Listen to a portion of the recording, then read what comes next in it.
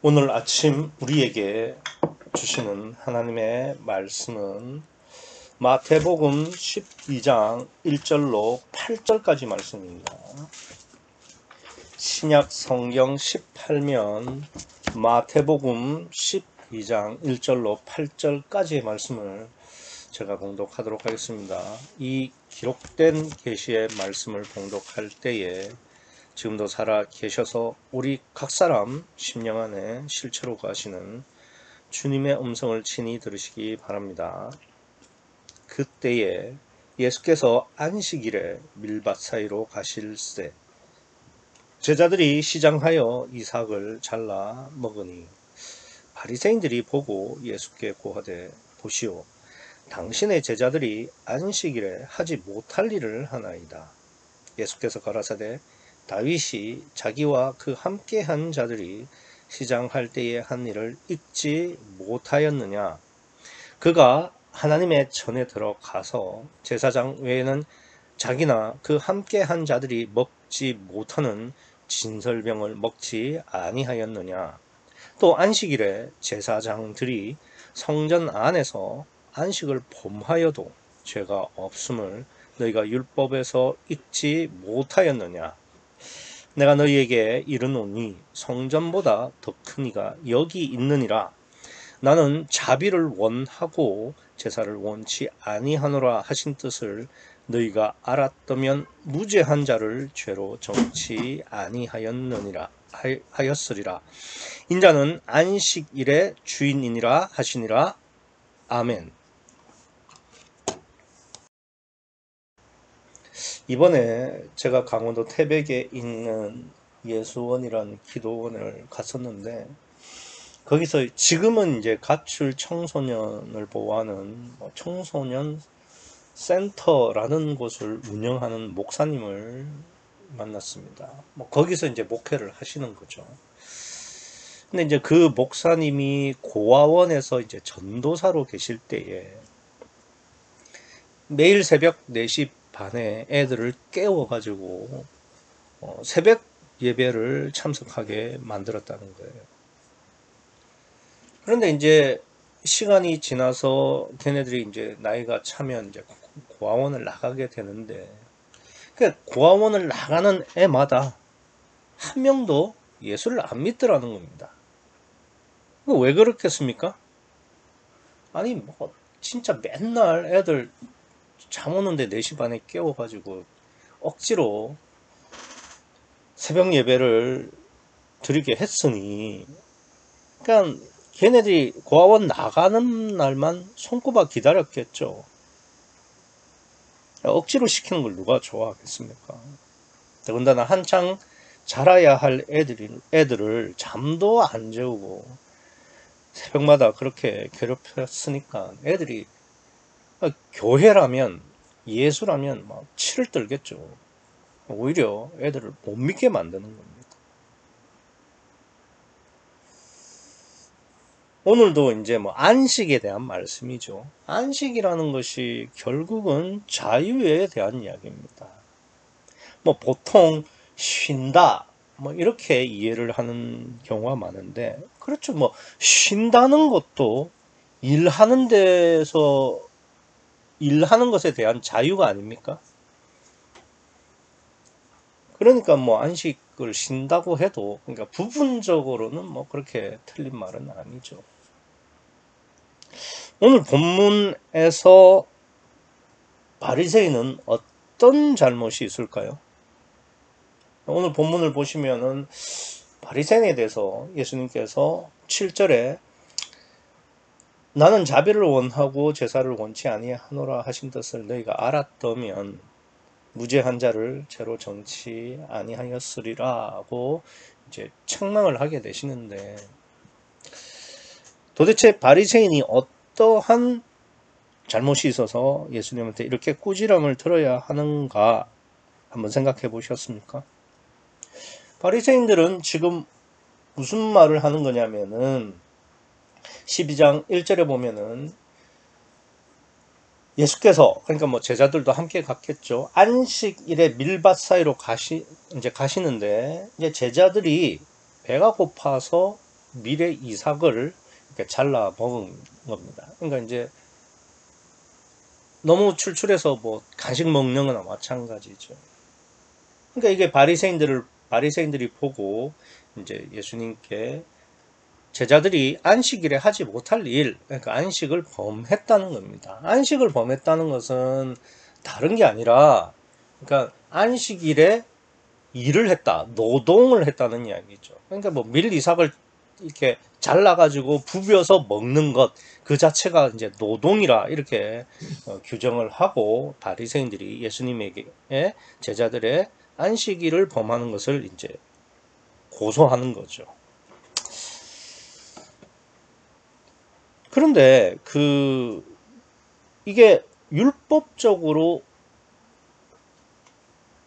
봤을 때 노동을 한 거. 그러니까 불을 피우는 것도 노동인데 밀 이삭을 잘라서 이렇게 부벼서 먹는 거는 그건 노동 맞죠. 불 피우는 것도 노동인데. 그러면 율법을 어겼다고 지적하는 것도 잘못인가요? 죄가 됩니까?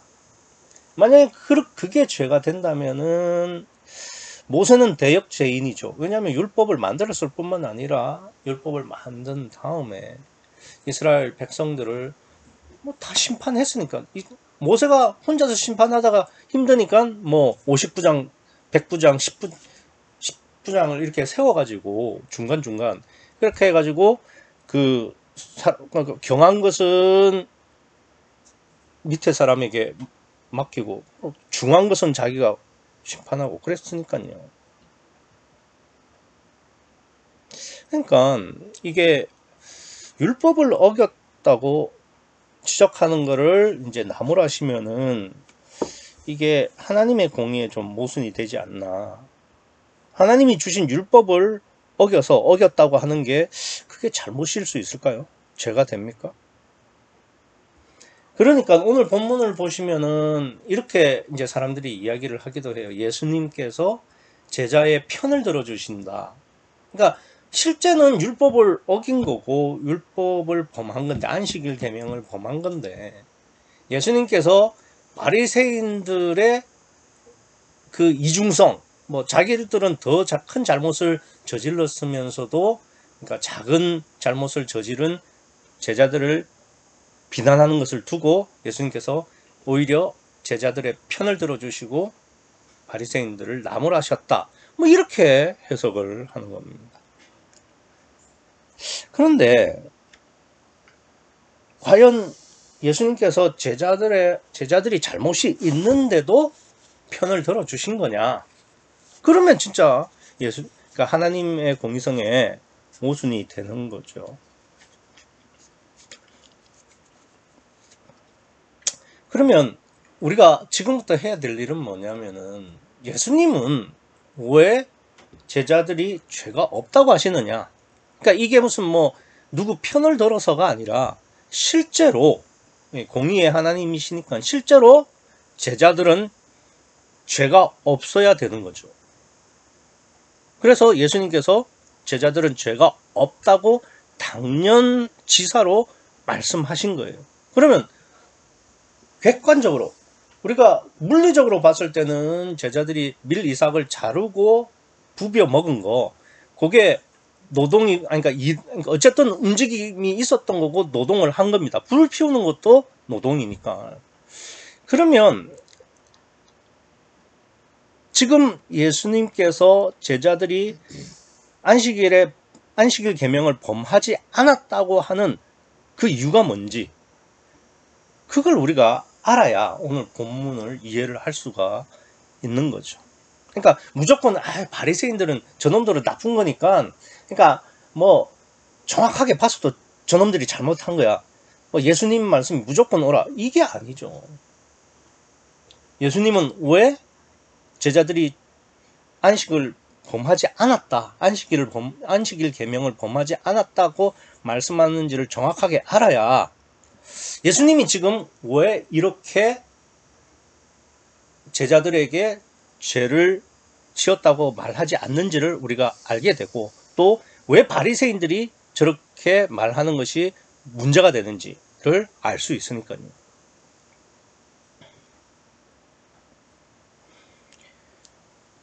안식은 원래 제가 묵도 시간에 읽어 드린 것처럼 창세기 3장에서 말씀하시는 것처럼 지으시던 일을 모두 마치셨다. 그러니까 육적인 모든 것을 마치고 육에서 자유하는 겁니다. 그러니까 모든 육의 것을 마치고 이제 육으로는 더 할 게 없는 상태예요. 그래서 육에서 완전히 자유하는 것, 그게 원래 안식이에요. 그래서 안식이라는 것은 자유를 말하는 겁니다. 그 안식일은 그러니까 일을 쉬는, 육체적 노동을 쉬는 자유일이 되겠죠. 그러니까 안식은 자유를 말하는 거고, 안식일은 그 안식의 한 종류인 일을 쉬는 자유일을 말하는 거예요.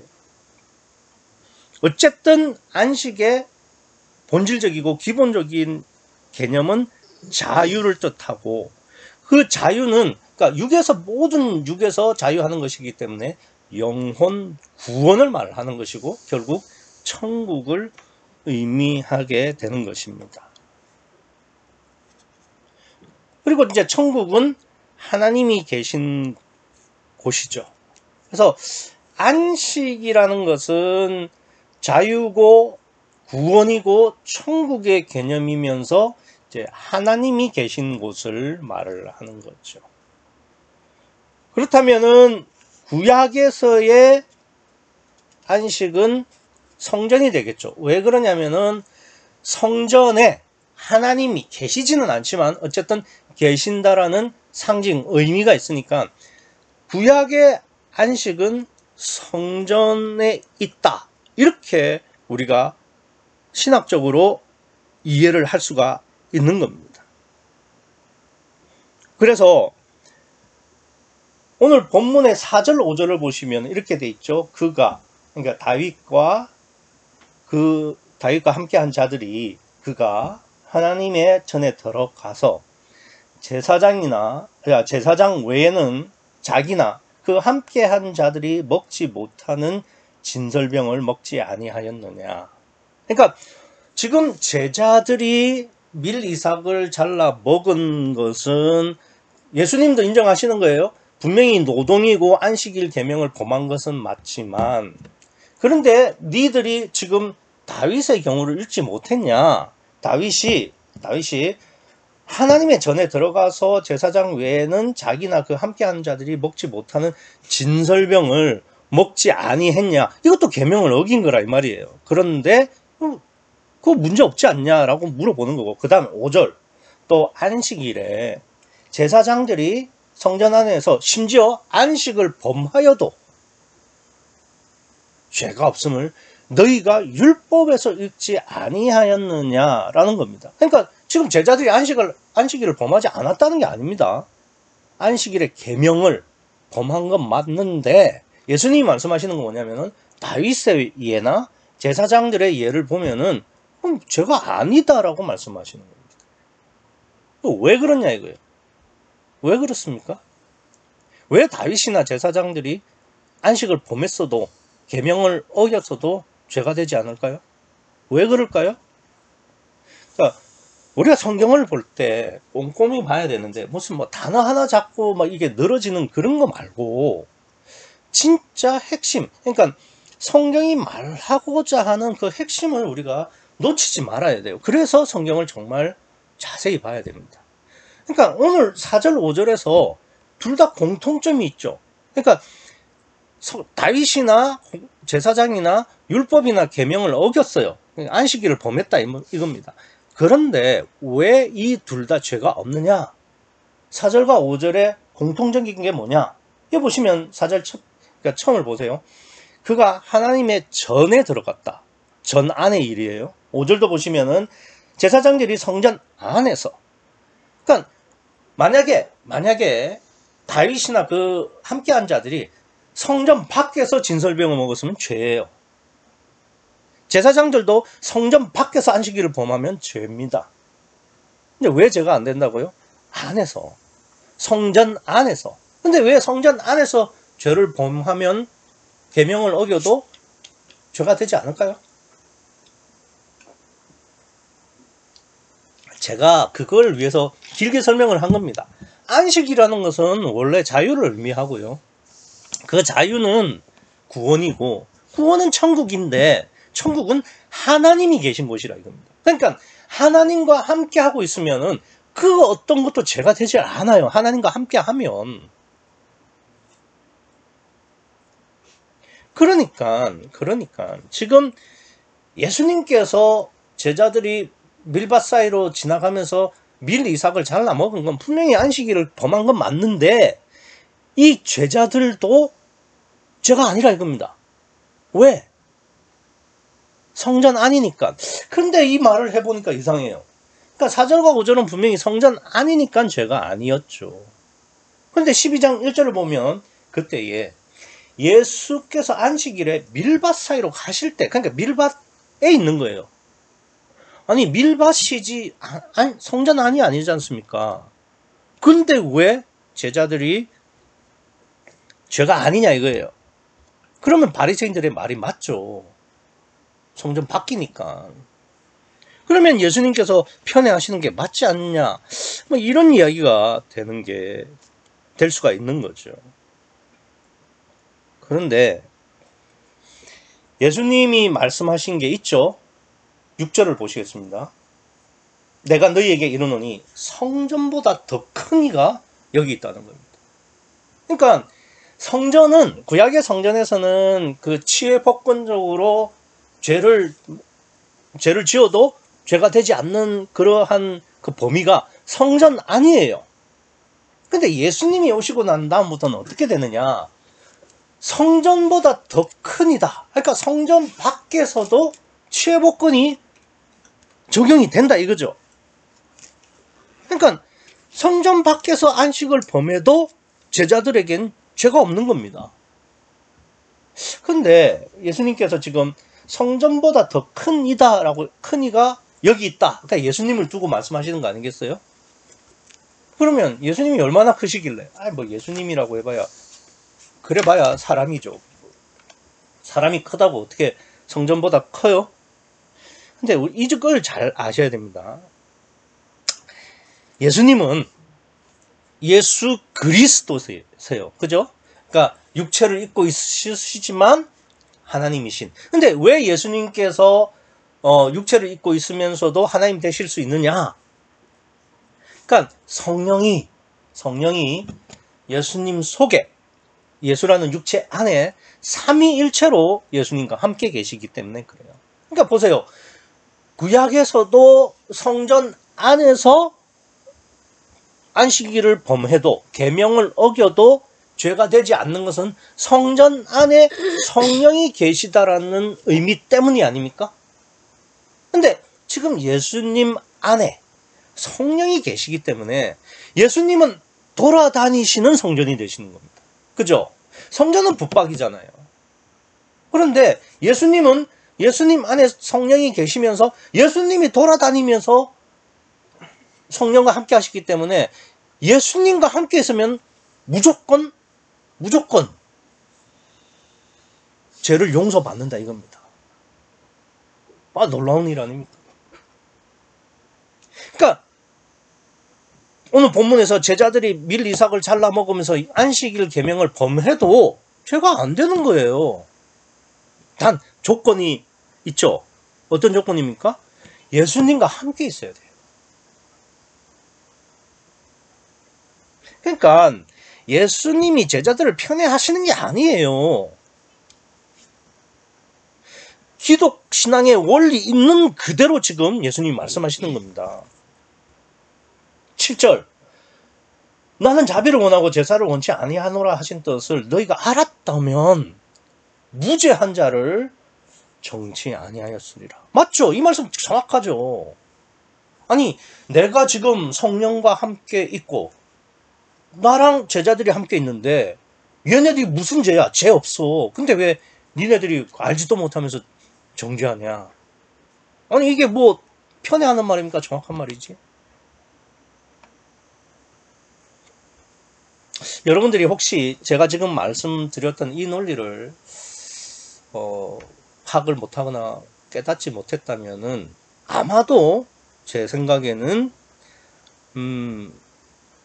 본문 첫 번째 단어를 놓쳤기 때문에 그런 해석을 못했을 거라고 저는 생각합니다. 본문 첫 번째 단어가 뭐냐면 그때예로 시작합니다. 그렇죠. 그때에라는 말은 지시를 하는 거죠. 그럼 그때가 어떤 때가 되겠습니까? 뭐 바로 앞에 때, 그러니까 직접적으로는 바로 앞을 이야기하겠죠. 그러니까 어떤 때냐면은 이것을 지혜롭고 슬기 있는 자들에게는 숨기시고 어린 아이에게 나타내심을 감사합니다 라고 말할 그때. 그런데 그때 그 바로 앞에 그 단락을 가보면은 25절에 또 그렇게 시작하시죠. 그때에 예수께서 대답하여 가라사대. 그럼 이 그때는 또 어딜까? 요게 어느 때냐면 2절. 요한이 옥에서 그리스도의 하신 일을 듣고 제자들을 보내어 예수께 여짜오되 오실 그이가 당신이 오니까 우리가 다른 일을 기다리오리까. 요때. 그러니까 제자들이 침례 요한의 제자들을 보내서 예수님께 가서 당신이 우리가 기다리는 메시아입니까? 아니면 다른 메시아를 우리가 기다려야 되는 겁니까? 라고 물어봤을 그때에, 그리고 침례 요한의 제자들이 와서 묻고 그때에 예수님께서 이것을 지혜롭고 슬기 있는 자들에게 숨기시고 라고 말씀하신 거죠. 그렇게 말씀하실 그때에 오늘 본문에 예수께서 제자들과 안식일에 밀밭 사이로 건너 가셨다 이 말입니다. 그러니까 이 그때를 연결해 보면은 결국은 오늘 본문은 뭘 말하는 거냐면은 물론 안식을 가지고 말씀은 하세요. 그런데 실제 오늘 본문의 주제는 뭐냐면은 오실 그이가 당신이 오니까 아니면 다른 일을 기다리오리까. 메시아의 정체성, 메시아가 누구냐에 대해서 말씀을 하시는 거예요. 그래서 오늘 본문의 결론이 뭡니까? 8절. 인자는 안식일의 주인이니라. 그러니까 지금 예수님이, 다시 말해서 예수 그리스도이신 메시아가 어떤 존재냐? 8절. 인자는 안식일의 주인이라는 겁니다. 그러니까 예수님은 안식일의 주인이시라는 겁니다. 이거를 그러니까 그때로 계속 연결해서 말씀을 하시는 거죠. 물론 뭐 안식에 대한 말씀을 하는 건데 안식은 예수님이 어떤 분이신지를 설명하기 위한 소재죠. 도구고 참고 자료라 이 말입니다.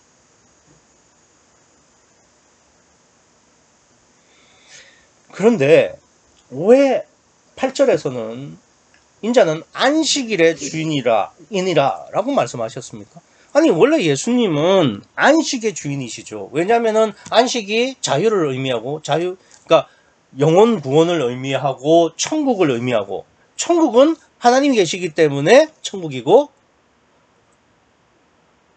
영혼 구원이 되고 자유를 의미하고 안식하는 거잖아요. 그러면 예수님은 이렇게 말씀하셔야 되잖아요. 나는 안식의 주인이니라. 그러니까 천국의 주인이니라. 이렇게 말씀하셔야 되죠.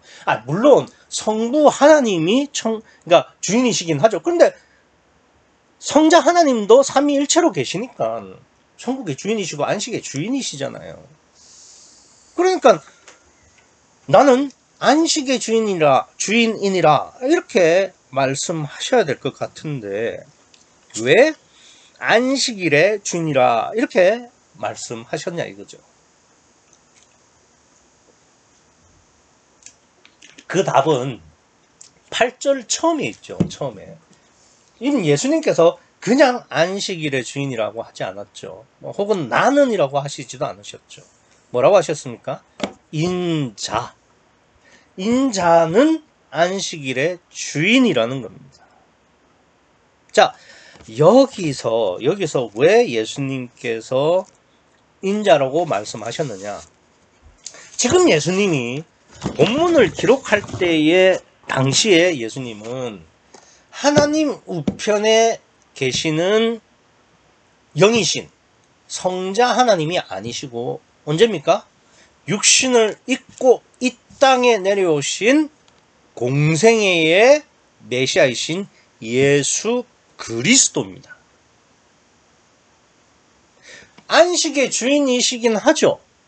그러나 시공의 제약을 받는 육체도 입고 계시는 거예요. 그렇기 때문에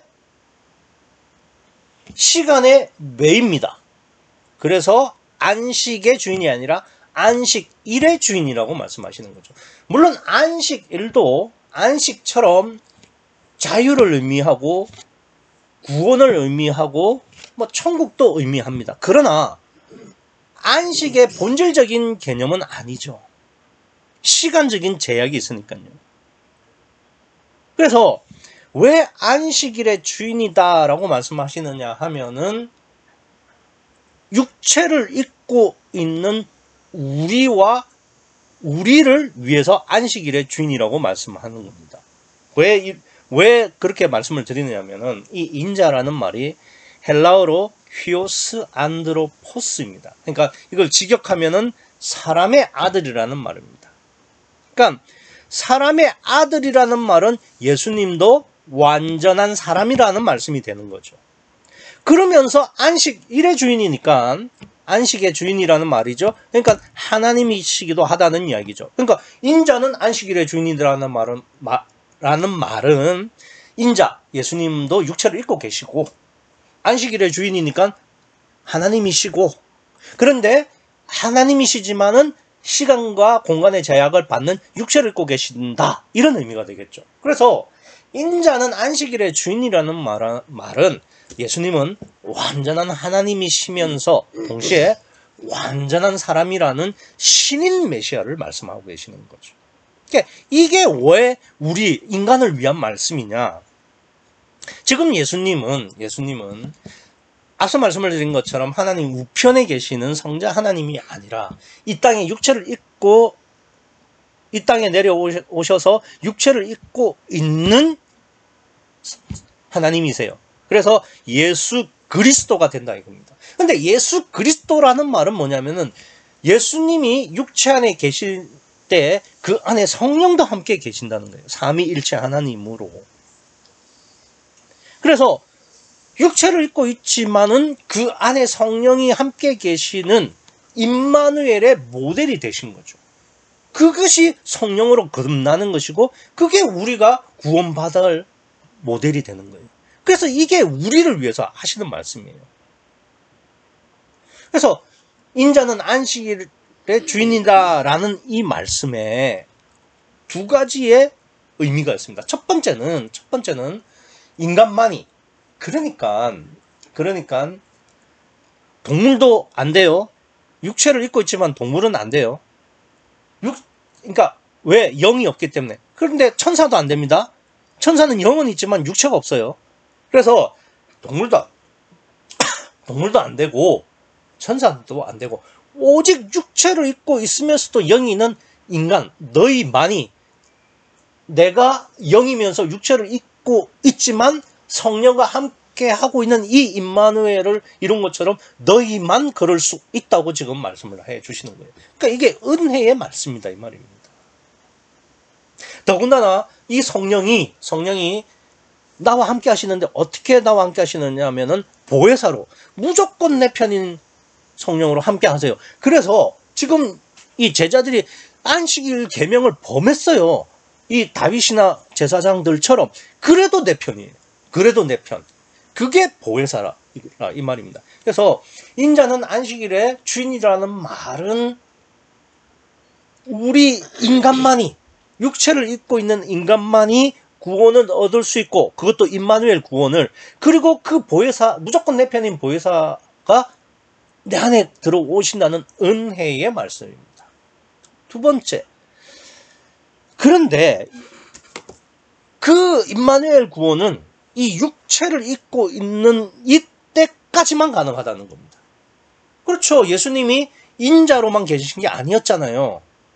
십자가에 달리시고 부활하셔서 하나님 우편에 가셨죠. 그러니까 인자가 안식일의 주인인 것은 예수님께서 육체를 입고 있을 동안만 그런 거예요. 그렇죠? 그러니까 이건 어떤 의미가 되냐면 육체를 입고 있는 그 시간 동안만 네가 구원을 얻을 수 있다는 이야기가 되는 겁니다.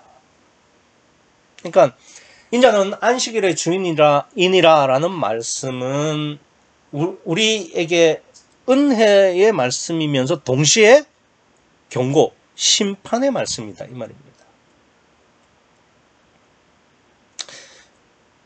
그런데 어떻게 하면 그러면은 우리가 안식에 들어갈 수 있을까? 어떻게 하면은 우리도 예수님처럼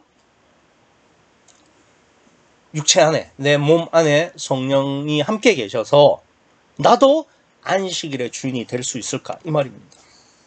그 답을 7절에서 말을 하고 있죠. 나는 자비를 원하고 제사를 원치 아니하노라 라는 말씀을 하시는데, 그러면 이제 내가 어떠한 경우에도 제자들처럼 죄로 정죄받지 않고, 그러니까 나는 죄가 어떠한 죄도 없어서 오히려 성령과 함께하는 의를 가지고 있어서 천국에 들어갈 수 있다 이겁니다. 뭐 어떻게 해야 그게 가능하냐? 그게 7절이고 7절을 나눠주로 보니까 호세아서 6장 6절을 인용했다고 되어 있습니다. 그러니까 호세아서 6장 6절을 보면은 이런 말씀을 해요. 나는 인애를 원하고 제사를 원치 아니한다 라는 말씀이 있습니다. 그거를 오늘 본문에서는 나는 자비를 원하고 제사를 원치 아니하노라 이렇게 돼 있죠. 뭐 인애와 자비 요것만 이렇게 조금 다르지 나머지는 내용이 같아요. 그런데 이제 우리가 하나 더 아셔야 될 것은 호세아서 6장 6절을 보시면은 나는 인애를 원하고 제사를 원치 아니한다 요것만 적혀 있는 게 아니죠. 아니하고 계속 이어지는 문장입니다. 그 다음에 뭐라고 되냐면은 번제보다 하나님 아는 것을 원한다라고 기록되어 있습니다. 그러니까 인애를 원하고 제사를 원치 아니한다는 말이 번제보다 하나님을 원하는 것을 원한다는 말씀이죠. 아는 것을 원한다는 말씀이 되겠죠. 그러니까 구약도 하나님을 아는 게 목적이에요.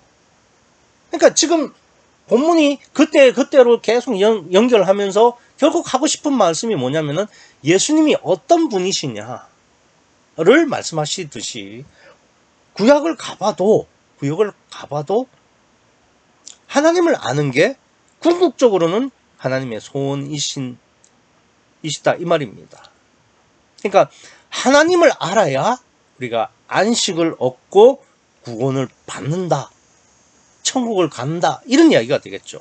그래서 요한복음 17장 3절에서는 영생은 유일하신 참 하나님과 그의 보내신 자 예수 그리스도를 아는 것이라고 말씀을 하시는 겁니다.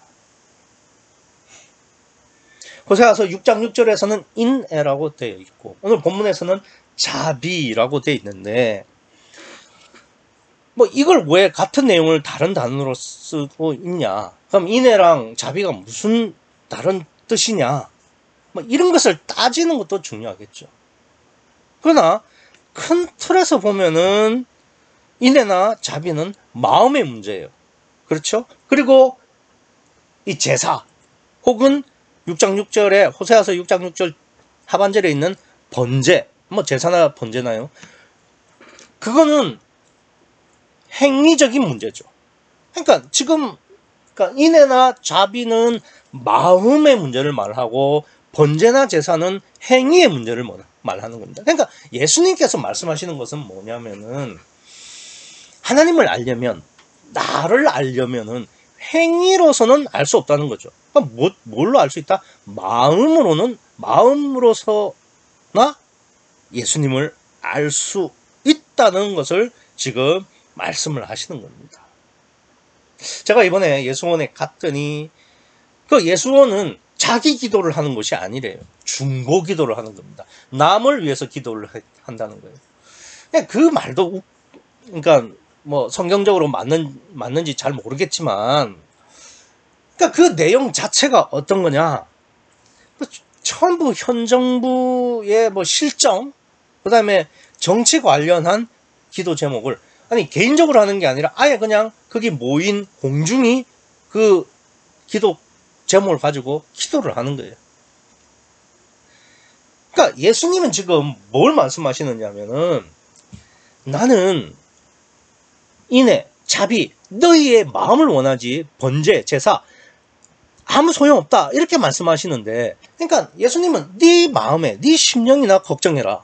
네 마음이 지금 어떤지 그것만 고민해라. 이렇게 말씀하시는데 뭐 현 정부가 어떻고 국제 정세가 그 뭐하러 신경 써요? 그러니까 다른 복음에서는 뭐 어차피 복음이 다르니까 뭐 그러거나 말거나인데 그러니까 참 복음이라고 믿고 있고 자타가 공인하는 타는 공인 안 하네요. 그러니까 우리는 그렇게 믿고 있는 이 구유 복음에서 생활하는 우리는 어떤 마음이냐 이겁니다.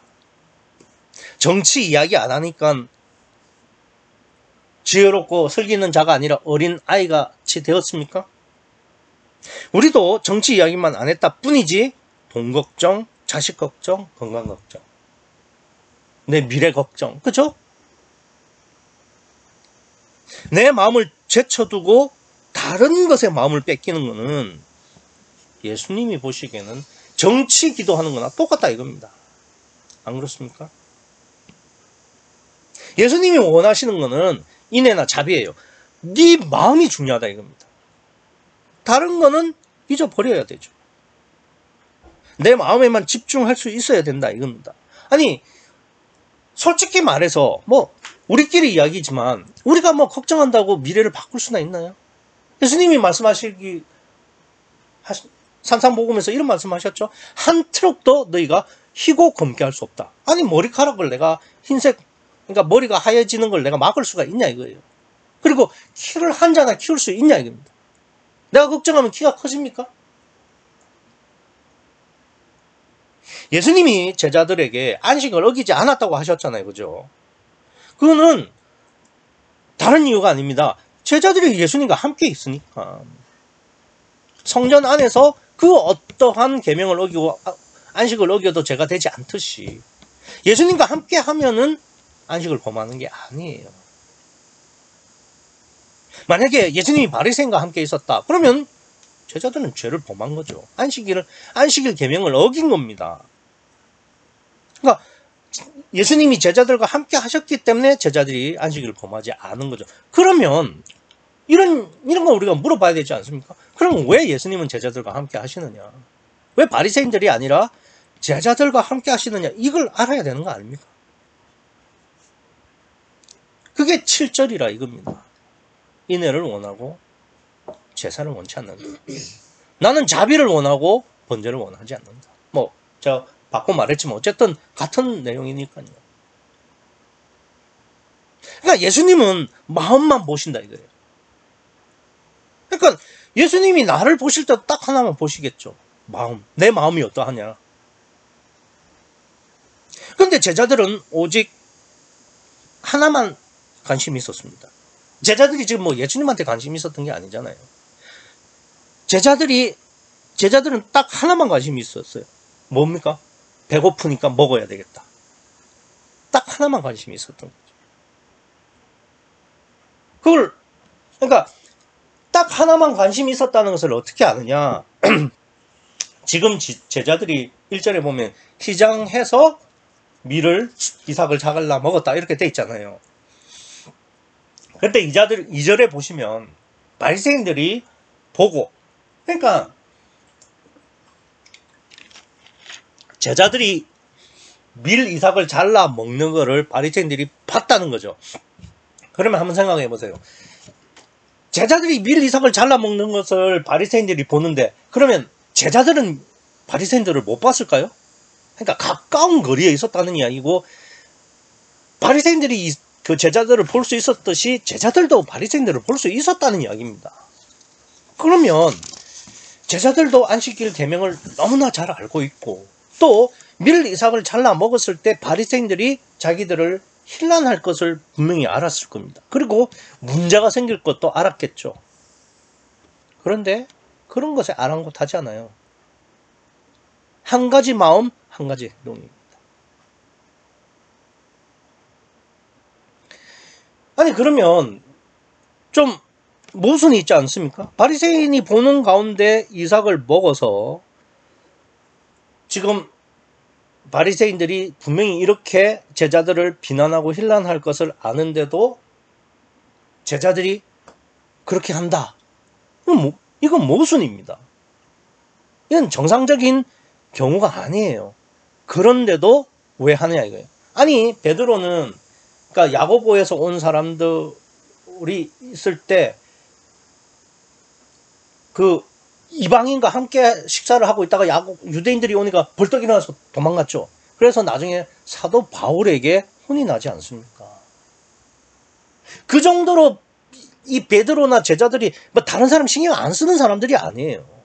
그런데 아니 바리새인들이 서슬프르게 지켜보고 있는데 밀리삭을 그냥 안식을 범하면서 그냥 먹는다고요? 이게 모순입니다. 근데 성경이 왜 이 모순을 설명하는지를 우리가 알아야 돼요. 제자들 마음에 딱 하나만 있다. 이걸 설명하기 위해서입니다. 그러니까 배가 고프니까 밀리삭을 먹어야 되겠다. 이게 그러니까 뭐 굉장히 동물적이고 어린아이 같지만은 어쨌든 제자들은 그 마음에 하나만 있다 이겁니다. 그러니까 만약에 이걸 밀리삭을 주님으로 바꾸기만 하면은 그게 생명이에요.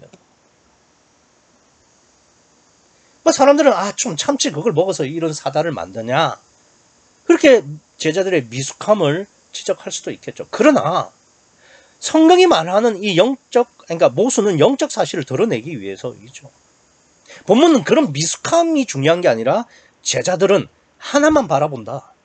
그 하나만 바라보는 그 마음을 주님으로만 바꾸면은 그게 믿음이고 신앙인 거예요. 여기에 초점을 맞추고 있습니다. 왜 그러냐면요. 비유적인 말씀은 그냥 하나만 만족하면 돼요. 그 비유를 드는 목적. 그래서 여기서는 제자들이 가지고 있는 그 마음, 단 하나만 가지고 있는 마음, 두 개를 섞어서 가지고 있지 않는 그 마음을 알라 이겁니다. 그러니까 예수님은 그걸 원하시는 거예요. 주님을 바라되 다른 건 다 버리고 주님만 바랄 수 있는 그 마음. 그래서 자비를 원하고 제사를 원치 않는다라는 이 말씀은 다른 말씀이 아니라 주님만 바라는 가난한 심령이라는 뜻입니다. 그걸 원한다 이거예요, 예수님은. 그리고 그런 심령을 찾는다 이거예요, 예수님은. 그리고 그런 심령과 함께 하시겠다고요. 우리가 어린아이를 보면은 엄마 바지가랭이 다리를 붙잡고 놓지를 않잖아요. 그죠? 뭐가 생겨도 엄마죠. 낯선 사람을 보면은 낯선 사람이 무서워서 엄마 그 다리 품에 그렇게 숨고 그러잖아요. 그런 마음이다 이겁니다. 하나밖에 없어요. 그 어린아이한테는 엄마. 마찬가지예요. 정말 우리가 안식을 얻고 구원을 받고 천국에 가기 위해서라면은 주님만 바라볼 수 있는 그 하나의 마음이 필요하다 이겁니다. 그래서 예수님은 제자들과 함께 하는 거예요. 바리새인들은요 그게 안 되는 거예요. 그러니까 성경 좀 모르고 원어 좀 모른다고 어떻습니까? 그냥 나눠지지 않는 하나의 마음, 그 가난한 심령만 있으면은 주님이 함께 하시는 겁니다. 그러니까 제자들은 이런 거죠. 야, 내가 마음이 하나인데 바리새인이 있든 말든 그게 무슨 상관이야. 바리새인들이 나한테 지적질을 하든 말든 그게 뭔 상관이냐. 나는 하나의 마음뿐이야. 이걸 말씀하시는 거죠.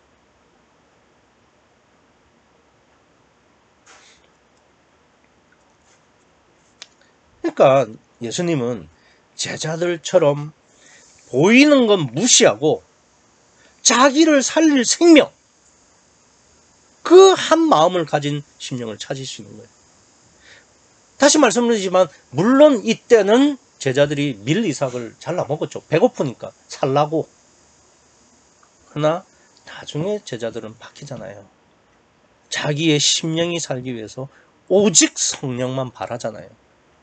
그렇게 바꿔지기만 하면 되는 거예요. 그랬을 때는 밀리삭을 잘라 먹으면서 육신의 생명을 연장하기를 바랬던 제자들이 나중에는 복음을 위해서 순교를 합니다.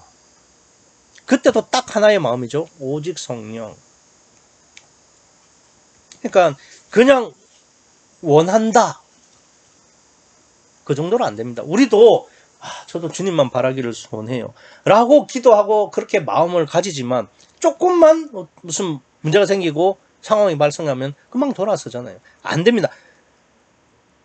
그 정도 가지고는 안 돼요. 지금 이 제자들이 바리새인들한테 정죄를 당해서 끌려가면은 돌에 맞아 죽습니다. 실제로 안식일에 불을 피웠다가 돌에 맞아 죽어요. 구약에서는.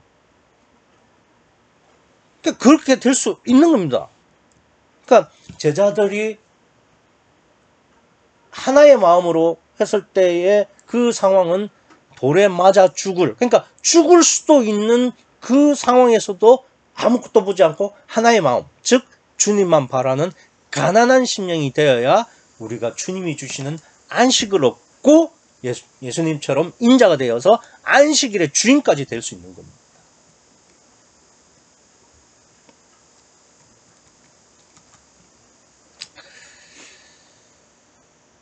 우리가 다시 시작을 해야 되죠. 지금 대전구유 침례 교회가 20년이 되었지만 지금 상황이 말이 아니죠. 그건 다른 이유가 아니라 딱 하나죠. 이 제자들처럼 목숨 걸고 하나의 마음을 가지지 않았기 때문입니다. 그러니까 예수님께서 오늘 이 말씀을 우리에게 주시는 일은 다시 시작하라는 말씀이시죠. 제자들처럼 다 무시하고 다 버리고 다 포기하고 오직 주님만 바라보는 그 하나의 마음을 가져라. 그것이 때로는 굶어 죽을 수도 있고 다른 사람들에게 돌에 맞아 죽을 수도 있겠지만 그런 한이 있더라도 주님만 바라봐라. 다른 건 다 무시하고 잊어버려라. 이 말씀을 우리에게 하시는 겁니다. 오늘 말씀으로 내 심령이 또 대전 구유교회가 다시 일어서는 그런 계기가 되기를 소원합니다. 그러니 목숨 걸고 하나만 보셔야 되겠죠. 그 심령을 주님이 찾으십니다. 지금은 제자들처럼 그냥 밀리삭이나 잘라 먹고 있는 그러한 심령일 수 있겠지만 그러나 내가 정말 주님만 바라는 그 마음이 있다면 언젠가는 이 제자들처럼 다 버리고 오직 성령으로 순교도 할 수 있는 그 믿음까지 갈 수 있을 겁니다. 그날이 속히 오기를 간절히 소원합니다. 기도하시겠습니다.